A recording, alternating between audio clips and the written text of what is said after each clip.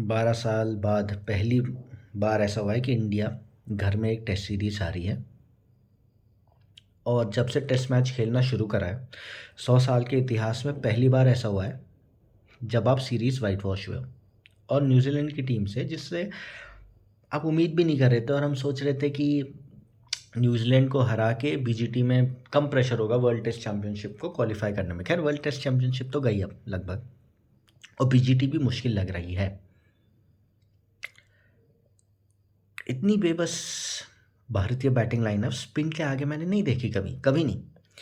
आप पहले चले जाओ, वीरेंद्र सहवाग स्पिन बहुत अच्छा खेलते थे, गौतम गंभीर बहुत बढ़िया स्पिन खेलते थे, राहुल द्रविड़ तो खैर बेहतरीन स्पिन खेलने में माहिर थे, सचिन तेंदुलकर भी स्पिन बहुत बढ़िया खेलते थे, गांगुली भी अच्छा खेलते थे।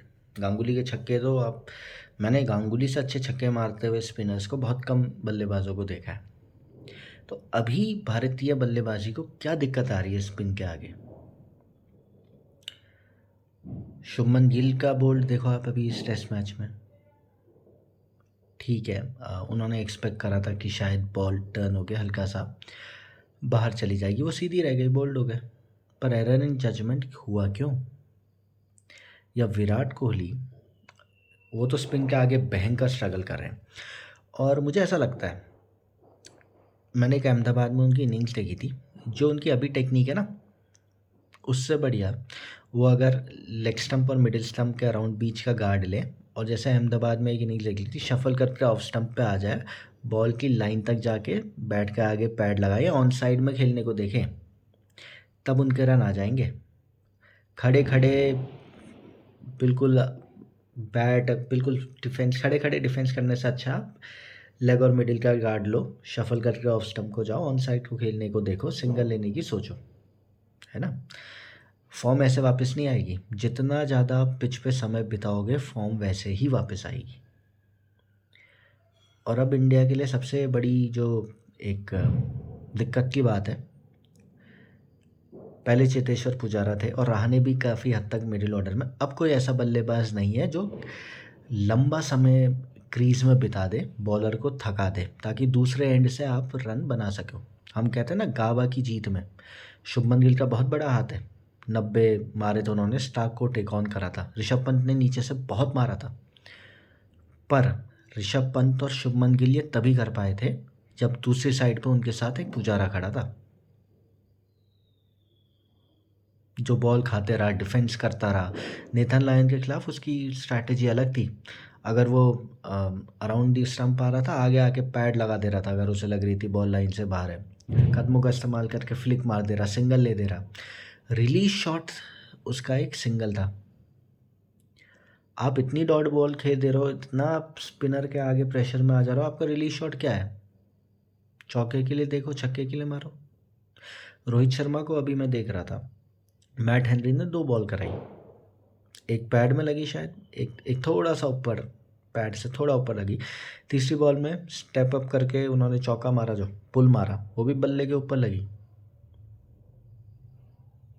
हेनरी समझिए, उसने फिर एक शॉर्ट बॉल कराई, बॉल थोड़ी सी नीचे रही, कैच हुए, और आपने जो सेलिब्रेशन देखा होगा मैट हेनरी का, टॉम लैथम को जो वो भाग के गए, उन्होंने साफ दिख रहा था सेटअप था रोहित शर्मा के खिलाफ। अच्छी बात मुझे लगी, रोहित शर्मा प्रेस कॉन्फ्रेंस में आके उन्होंने कहा कि उनके कुछ प्लान्स थे वो नहीं चले, और वो अपने डिफेंस को ज़्यादा ट्रस्ट करेंगे। डिफेंस को ट्रस्ट करने की ज़रूरत है सर, फॉर्म आते ही बल्ला घुमाने से नहीं आएगी। अग्रेसिव होकर खेलना अच्छी बात है, बहुत बढ़िया बात है, पर डिफेंस को थोड़ा सा ट्रस्ट करके आप जितना ज़्यादा क्रीज पे टाइम स्पेंड करोगे, उतना ज़्यादा आपके बैटिंग का रिदम वापस आएगा। बैटिंग भी एक रिदम है सर। तो कोहली के लिए वही है जो उन्होंने एक बार ना अहमदाबाद में एक फ्लैट विकेट पे करा था, स्पिनर्स को टैकल करने के लिए, नेथन लायन के खिलाफ खेले, तो वो ठीक टेक्निक है। आप मिडिल मिडिल या leg stump, middle leg stump के बीच का गार्ड लो, शफल करके आओ ऑफ स्टम्प को, बॉल की लाइन तक पहुंचो, बैट और पैड बिल्कुल एक अलाइनमेंट में लाओ, पैड के आगे बैट लाओ, या ऑन साइड में खेलो, शफल करके ऑन साइड में सिंगल लेने की सोचो। कुछ अलग करना होगा आपको, क्योंकि बीजीटी में ना कोहली और रोहित की बहुत ज़्यादा ज़रूरत पड़ेगी आपको। पुजारा और रहाणे है नहीं। पिछली जीत में इंस्ट्रूमेंटल कहा ना मैंने, अगर एक ऋषभ पंत वो कर पाया गाबा में, उस फ्रीडम के साथ खेल पाया, या शुभमन गिल स्टार्क को टेक ऑन कर पाया, उसका एक मेन रीज़न चेतेश्वर पुजारा थे। वो टिके रहे वहाँ दूसरे एंड पे, विकेट उखड़ने नहीं दी उन्होंने अपनी। एक अश्योरेंस थी कि पुजारा झेल लेगा। जो उन्होंने वहाँ पे एक जुझारूपन दिखाया था, वो एक इंस्ट्रूमेंटल रीज़न था आपका ऑस्ट्रेलिया में अच्छा करने का। खैर, जीवन की एक ख़ास बात है कि जीवन हर हारे हुए व्यक्ति को एक दूसरा मौका ज़रूर देती है, या देता है। खैर, हमारा भी आएगा मौका, पर अभी ये मौका ना केएल राहुल के पास है। केएल राहुल अब इतना इंस्ट्रूमेंटल प्लेयर बन गया आपका बीजीटी के लिए। पर्थ में पहला टेस्ट मैच है, रोहित शर्मा होंगे नहीं। यशस्वी जायसवाल का पहला दौरा है, इतना आसान नहीं होगा उनके लिए एडजस्ट करना। ऑस्ट्रेलिया में पहली बार जा रहे हैं वो। शुभमन गिल ने ऑस्ट्रेलिया में अच्छा करा है, पर अगर रोहित शर्मा पहले टेस्ट मैच में नहीं है और मान लीजिए यशस्वी जायसवाल और शुभमन गिल जल्दी आउट हो गए, आपके पास कोई पुजारा या रहाणे नहीं है जो क्रीज में लंबा समय बिताएंगे, थोड़ा सा बॉलर को थकाने का सोचेंगे, सिंगल डबल से पार्टनरशिप बिल्ड करेंगे, बॉल पुराना होगा फिर अग्रेसिवली खेलेंगे। मिडिल ऑर्डर में कोई एक्सपीरियंस नहीं है।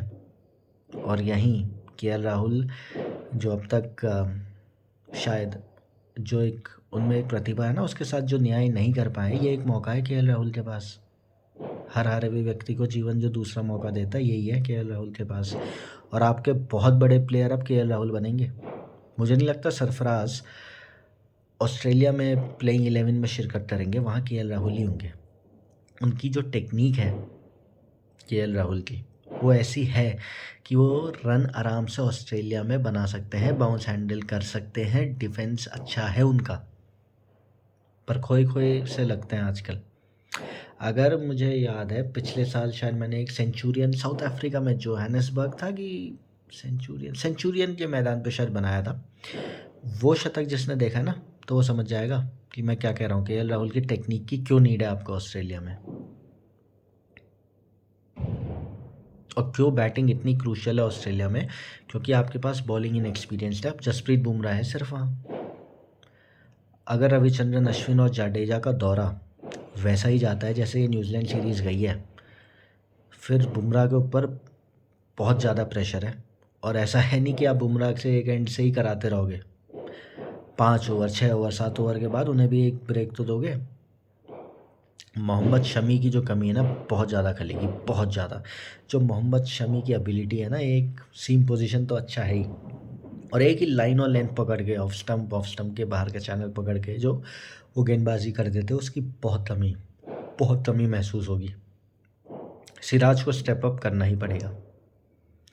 पिछला दौरा अच्छा करा है ऑस्ट्रेलिया का उन्होंने, और उम्मीद है इस बार भी स्टेप अप करेंगे।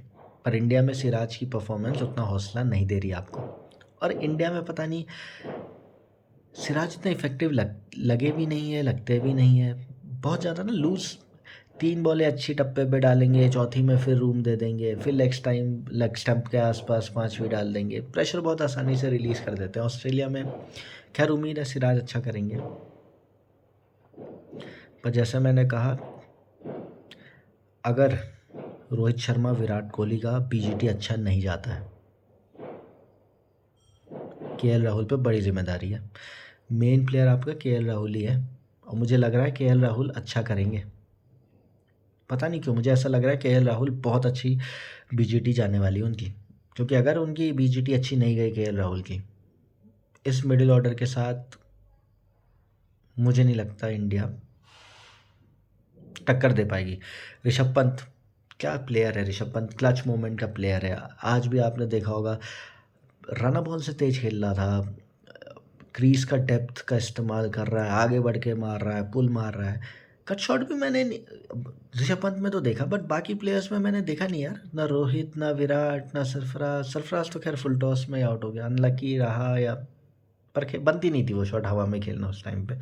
एक राहुल द्रविड़ खेलते थे ना, अगर फ्रंट फुट में आ गए तो बॉडी को हल्का पीछे ले जाके कट करते थे, वो दिखा नहीं शॉट। खैर, ऑस्ट्रेलिया में तो स्पिन होगी नहीं, और ऑस्ट्रेलिया का तो हम इतना दौरा कर चुके, इतना आइडिया है, बाउंस टैकल कर सकते हैं। रोहित को पसंद आएगी बाउंस, शॉर्ट पिच बॉल है, अच्छा खेलते हैं। पर ना कई टीमें ना उनके खिलाफ एक शॉर्ट पिच बॉल का प्लॉय भी बना लिया, जैसे अभी हेनरी ने करा। देखो, आप पुल मारते हो शॉर्ट पिच को, पुल अच्छा है आपका, पर टेस्ट क्रिकेट में इम्तिहान क्या होता है कि अगर लगातार शॉर्ट पिच कराते रहोगे, आप कितने पुल मार लोगे? चलो 2 पुल कनेक्ट कर लिया, 3 कर लिया, 4 कर लिया, 5 कर लिया, छठे में आउट हो सकते हो। तो टेस्ट क्रिकेट में आपको चूज़ करना होता है कि किस बॉल पे पुल मारना है, और शॉर्ट बॉल को डक करना भी एक आर्ट है, शॉर्ट बॉल छोड़ना भी एक आर्ट है। ये आर्ट है। रोहित शर्मा ने अभी कहा है ना प्रेस कॉन्फ्रेंस में, डिफेंस को ट्रस्ट करेंगे, तो देखते हैं। खैर, उम्मीद है अच्छा करेंगे, क्योंकि दोनों रोहित शर्मा विराट कोहली बड़े प्लेयर हैं, और जब चैलेंज बड़ा आता है, बड़े प्लेयर स्टेप अप करते हैं, तो उम्मीद है बीजीटी में अच्छा करेंगे, डेफिनेटली अच्छा करेंगे। अब देखो, पर मुझे लग रहा है बीजीटी 3-1 ऑस्ट्रेलिया ही जीत रहा है। If something extraordinary happens, that's